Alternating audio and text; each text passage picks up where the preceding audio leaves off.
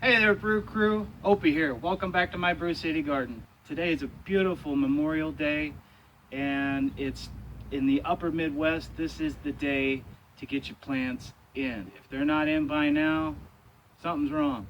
So that's what we're doing. And man, do I got a lot of plants to put in. The other day we took care of the carrots and the potatoes, so that's good. I've got about 20 other different varieties that I've got to get planted in the bales, in my bucket system, and in the back garden today. Hopefully I can get it all done. We'll see what happens. I still want to celebrate and honor our fallen, so we will be firing up the grill and hanging out with family later, and that's just the right thing to do. So I've got all my starter plants laying out on the bales, just kind of setting it up the way I want it, or and I can move things around as I see fit.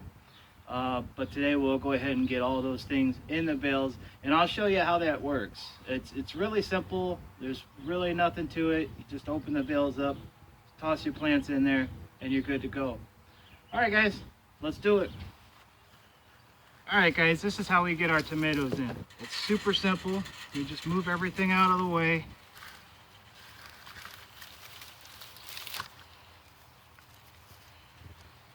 We're gonna pull our tomatoes out of their containers or pots or whatever you've got them in.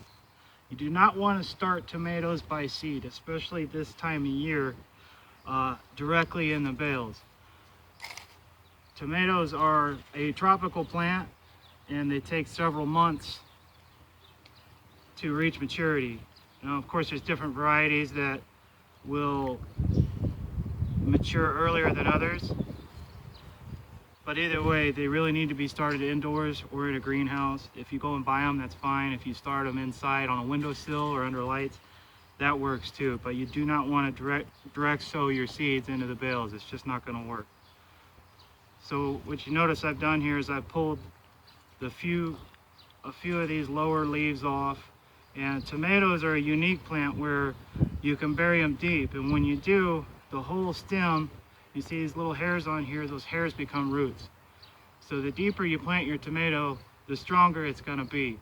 These little hairs will put out roots and make an even stronger plant. So even though this little tiny bit will be sticking up out of the ground, your plant's going to be much stronger than it would be if you just planted directly at soil level. So to get them in the bale, it's super easy. You can fit 2 tomato plants per bale. If you're using dwarf tomatoes, you could fit 3, maybe 4. I'm using indeterminate tomatoes. I just like them. They're more productive. They grow longer during the season. They may take a little bit longer to mature, depending on the variety, but to me, it's worth it. So we just open a bale up like such, and we're gonna stick that plant deep as we can get it, leaving just the top open. We're gonna close the bale back on it.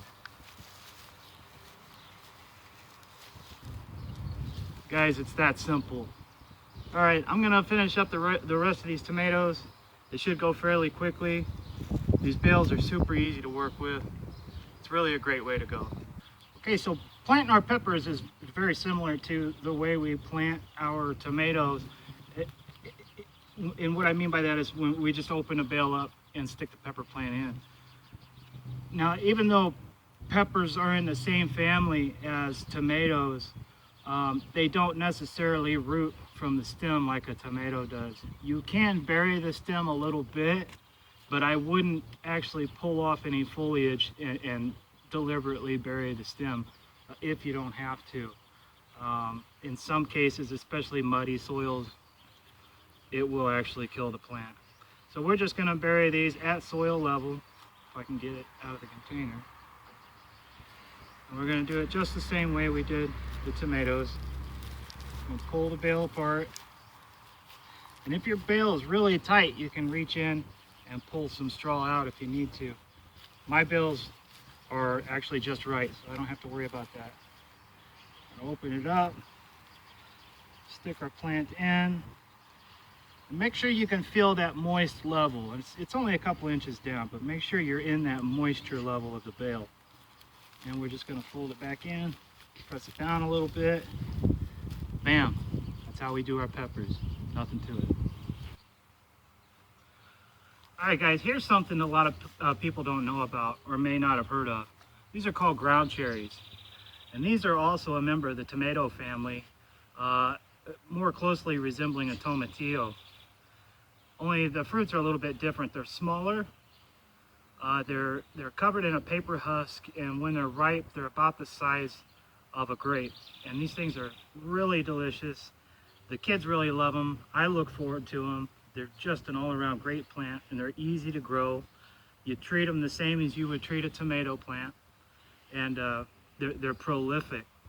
And these actually, a lot of times, will just come back year after year if you plant them in the ground or in a permanent container. They will come back and self-seed. Now, the reason we call these ground cherries is because you wait until the husks actually turn a papery brown and they fall off, and you harvest them, the fallen berries, off the ground. They keep really well over winter. You can store the ground cherries in the garage or somewhere cool, and they'll keep literally all winter long. Really a great homesteading fruit.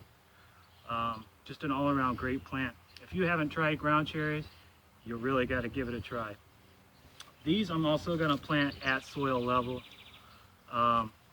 You could bury the stem on these. It's really doesn't matter. These plants aren't very tall though, so I'm just going to go ahead and bury them at soil level. Now these containers, if you recognize, are the half burls that I cut and painted a couple weeks ago. My intention was to plant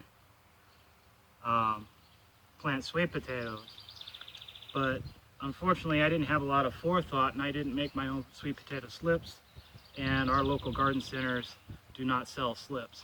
So next year I'm going to have to have some forethought and make my own slips, and next year we'll plant sweet potatoes in these containers. So we'll just bury these just a little bit, just so I can feel that moisture level down there, make sure that the roots are in that moisture level, and these things will do great. Come fall, I'll show you what these berries look like, and we'll do a little taste test. It'll be fun. All right, guys. So we're back in the rear garden again. I want to introduce you to a plant that you may not have heard of. This is called a yacon. It's a South American root crop, native to the Andes Mountains. Some people call them a Peruvian ground apple, and they're a really unique plant. I've seen them grown as far north as northern Minnesota, but the key to them is you have to start them very early indoors under lights. Well, I'm in zone 5, so if you're in a tropical region, you can just leave these in the ground and they'll come back. They propagate off of rhizomes. If I get it cleared out here, I'll show you what I'm talking about.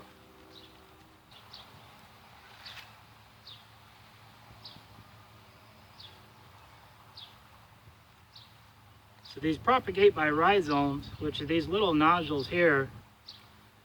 And like I said, if you live in a southern or a more tropical climate, you can leave these in the ground and they'll come back every year. Here in zone 5, I do have to take these in. I pack the rhizomes in sand and put them in the refrigerator or a cool basement throughout the winter time. And then I'll pull them back out and let them come to room temperature and put them under lights somewhere around late January. They do take a long time to get started, but once they're going, they'll grow really well, even in this climate. I put these out around Memorial Day or after because they cannot tolerate the cold whatsoever. Any frost will kill these things immediately. The cool thing about these, and the reason why they call them a ground apple, is they will set out these large tubers that look a lot like a sweet potato. But the flavor is very unique. It's like a cross between an apple and maybe a carrot. They're really refreshing, watery, they're crispy, they're good in a salad. You can find them commercially. People make like a syrup out of them for diabetics because they don't contain sugar. They contain a chemical called inulin, which is sweet like sugar but will not affect blood sugar levels. So it's a really unique plant, and it's pretty cool. I'm trying to grow these out and propagate enough to where I can actually start selling these rhizomes, hopefully next year or the year after. So if anybody out there wants to buy some, it'll help fund the garden here. So I'm gonna go ahead and get these planted, and I'll keep you updated throughout the year, and especially during harvest time, to show you exactly what I get out of these, and we'll do some taste tests. Now, if you're interested in more information on the Yacon, there's a channel, the guy's name is Rick Larson. He lives in Manitowoc, which is about an hour north of here. And he's got about a 45-minute movie from start to finish about the Yacon. It's an outstanding, outstanding documentary, and I really recommend it if you're interested in this plant. So the last thing I'm gonna grow here in the rear garden bed, on the far north end of the garden where these are gonna get the tallest, so I wanna make sure that they get the most sun, right? Is actually Virginia gold tobacco. Now you're wondering, why the hell am I going to grow tobacco? I don't smoke, and I really don't even plan on curing this tobacco to smoke. Really what this is for my own seed stock, because I recognize the intrinsic value of tobacco and the importance and how vital it could be if we were ever in a situation where we had to barter and trade. Having a good stock of tobacco seed just might be a lifesaver. And that's really the only reason I grow it. That, and it's actually quite beautiful, but that's besides the point. So let's get this in the garden, and that'll finish everything up back here. Well, we got a lot of work done here today at the Brew City Garden. I want to thank you guys for joining me again. It's always a pleasure to have company, and it's an honor to have you guys here with me as we go through this process. It really is a lot of fun and a learning experience as well. So for the next several days, I'm going to water everything by hand. I do have a watering system, a drip system that I do use, but right now all these transplants are going to be in shock for a few days. They're not going to be real happy. I want to make sure everything gets the attention that it needs. Once these plants are well established in the bales and in the buckets, then I'll move to the watering system, and it's a lot less hands-on. It's really convenient, especially when you're busy and you don't have a lot of time. Another thought I had today was when I talked about planting the tobacco plants for the seed stock. I want you to keep in mind that even though we love to garden, and it's just fun to take something so small and grow it into something so great and something nutritional and delicious, and that we can use, but there's also the utility. I want you to think about the what ifs. What would happen if the power goes out? What would happen if we had another 2008 style crash? And if you know anything about the financial system, it's a very good likelihood that it is going to happen again. And when it does, it could be a lot worse. And if the trucks stop running and the stores are closed, how are you going to feed your family? How are you going to make sure that there's enough food on the table? The knowledge of gardening could save your life. I mean, it really could. So I want you to think about that. It's not just the joy of growing, and it's not just being outside. It's knowledge. Knowledge is power, and knowledge could save your life at some point. So just keep that in mind. I'm not a big doom and gloom guy, but I do have that in the back of my mind. Make sure you got enough food to get through the winter and enough seeds to get you through the next winter. And that's enough of that. So it's time to fire up the grill. We're blessed today to have some meat to throw on the grill and some fresh vegetables, toss a salad, and enjoy this beautiful Memorial Day. But just to conclude, I'd like to just say thanks again for joining me, and we'll see you next time.